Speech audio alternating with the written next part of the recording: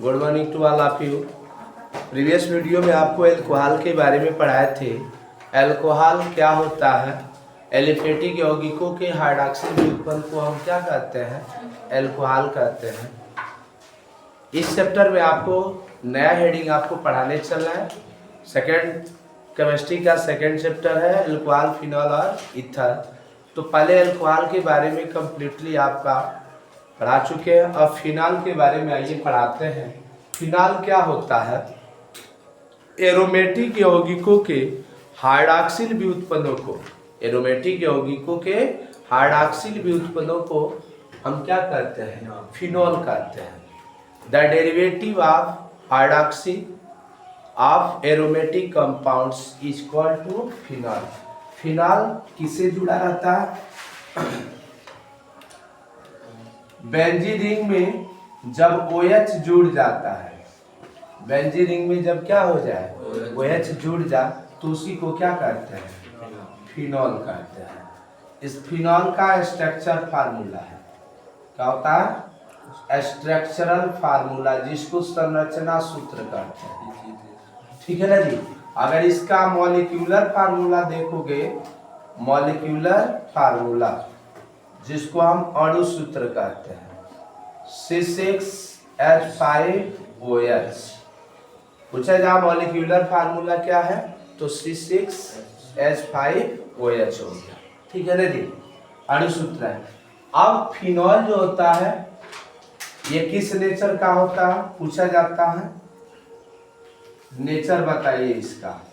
तो ध्यान रहे एसिडिक नेचर का होता है, यानी अम्लीय प्रकृति का होता है। किस प्रकृति का होता है, अम्लीय प्रकृति का होता है। और किसका डेरिवेटिव है यार, फिनॉल किसका डेरिवेटिव है,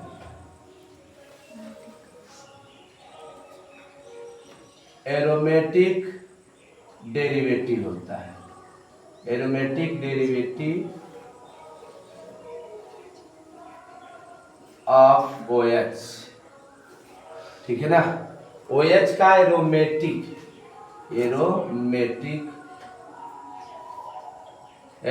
डेरिवेटिव ऑफ OH, अर्थात हाइड्रॉक्सिल, यानी एरोमेटिक के हाइड्रॉक्सिल व्युत्पन्नों को हम क्या कहते हैं, फिनॉल कहते हैं। ये अम्लीय प्रकृति का होता है। अगर देखिए, अगर फिनॉल के साथ अगर CH3 जुड़ जाए तो उसको क्रिसोल पढ़ते हैं। क्या पढ़ते हैं, क्रिसोल। जैसे बेंजीन रिंग है, अगर यहाँ पे OH है, अगर यहाँ पे CH3 जुड़ जाए तो 1 नंबर और 2 नंबर से जुड़ा है तो इसको आप आर्थो पढ़ते हैं।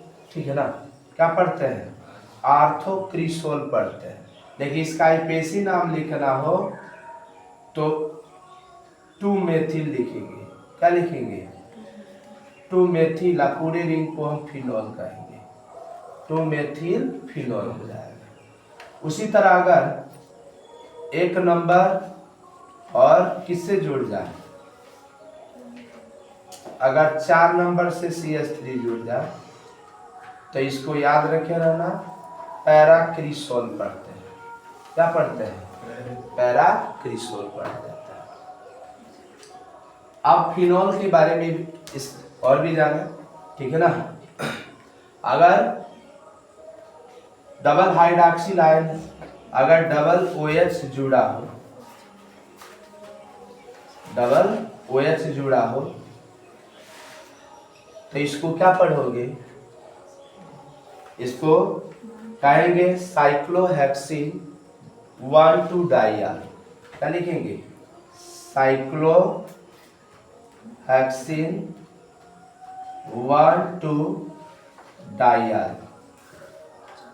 देखो 1 नंबर से 2 नंबर से जुड़ा है ना, तो इसके लिए डाई लगाएंगे। OH समूह जुड़ा तो इसका आईपीएसी नामकरण करते समय क्या लिखते हैं, या इसको साइक्लोहेक्सिन को बेंजीन भी लिखेंगे, बेंजीन 1,2 डाइयाल।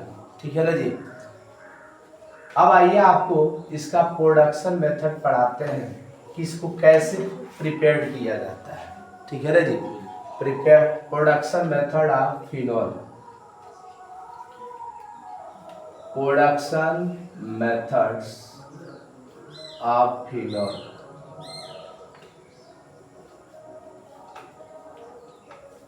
फिनॉल के निर्माण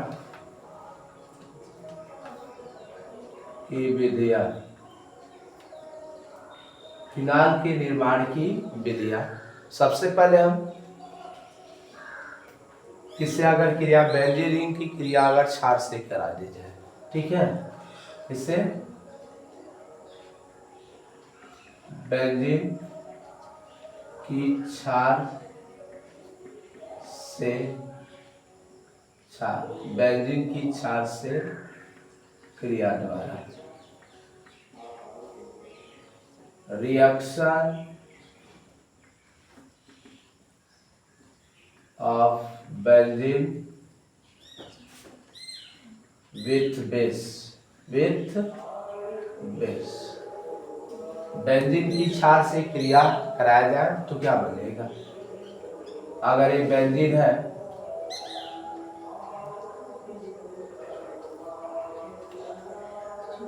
एक के बाद एक डबल बॉन्ड लगा रहता है, अगर इसकी क्रिया किससे करा दी जाए? NaOH, ठीक है ना, किससे क्रिया करा जाए? Na।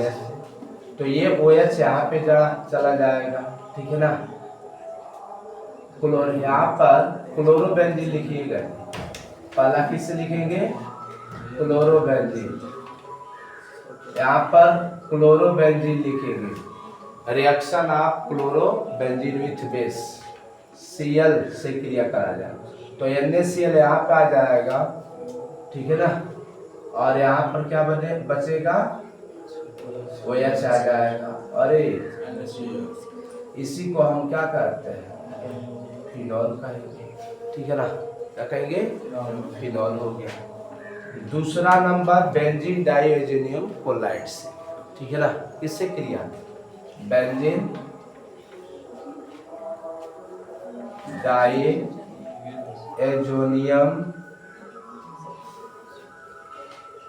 क्लोराइड से।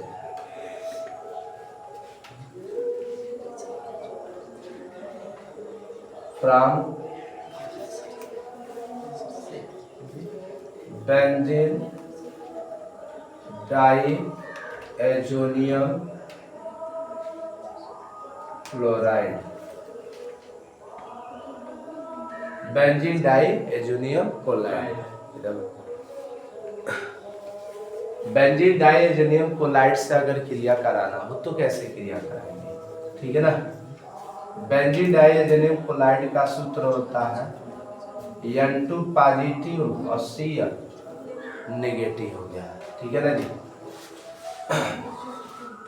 अगर इसको किससे क्रिया करा दिया जाए? इसमें भी बेस से क्रिया करा दें, NaOH क्रिया करके क्या देगा? तो सबसे पहले NaCl देगा, यहाँ पर OH आ जाएगा, अब प्लस NaCl हो जाएगा, अब प्लस कौन सा गैस बाहर निकलेगा? N2, यही हो जाएगा फिनॉल, ठीक है ना जी। फिनॉल बेंजीन डाइएजोनियम क्लोराइड से अगर इसकी क्रिया करा दी जाए तो ये हो जाएगा, ठीक है ना। अब क्लोरोबेंजीन की क्षार से क्रिया हो गई, बेंजीन डाइएजोनियम क्लोराइड से अगर इसकी क्रिया करा दी जाए तो भी हो जाएगा, ठीक है ना जी।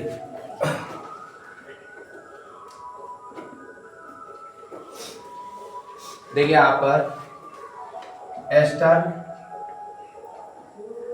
एस्टर से भी अगर इसका जल अपघटन करा दिया जाए, ठीक है ना, एस्टर से इसको कैसे प्राप्त किया जा सकता है? फ्रॉम एस्टर,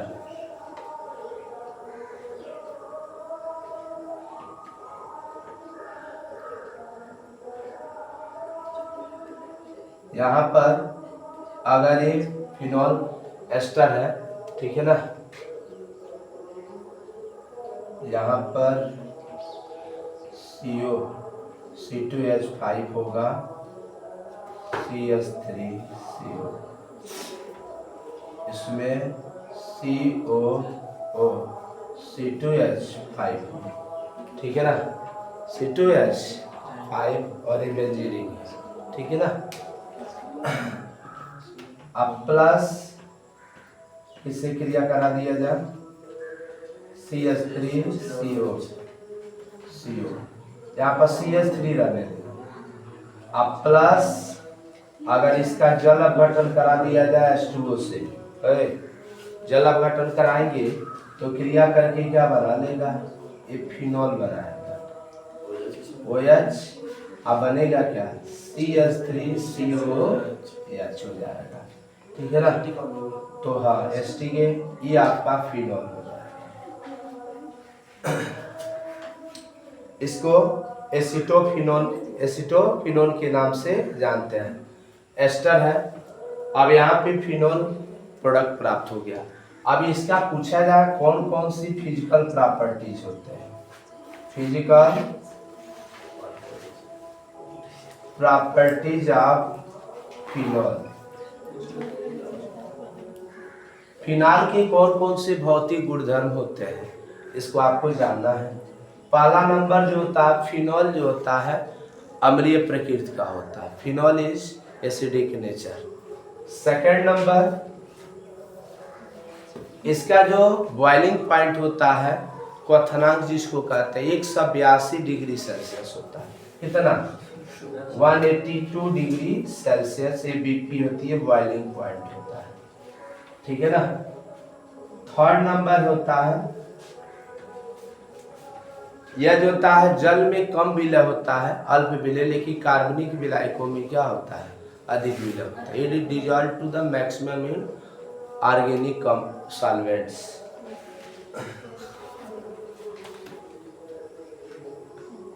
फिनाल के जो क्वथनांक होते हैं वह प्रायः जो होता है वह अधिक होते हैं। इसके क्या होते हैं, इसकी घनत्व बताएंगे, ये बहुत अधिक होता है। The density of phenol to high, ये रहता है इसका फिजिकल प्रॉपर्टीज। अब आपको पढ़ना है केमिकल प्रॉपर्टीज क्या होते हैं।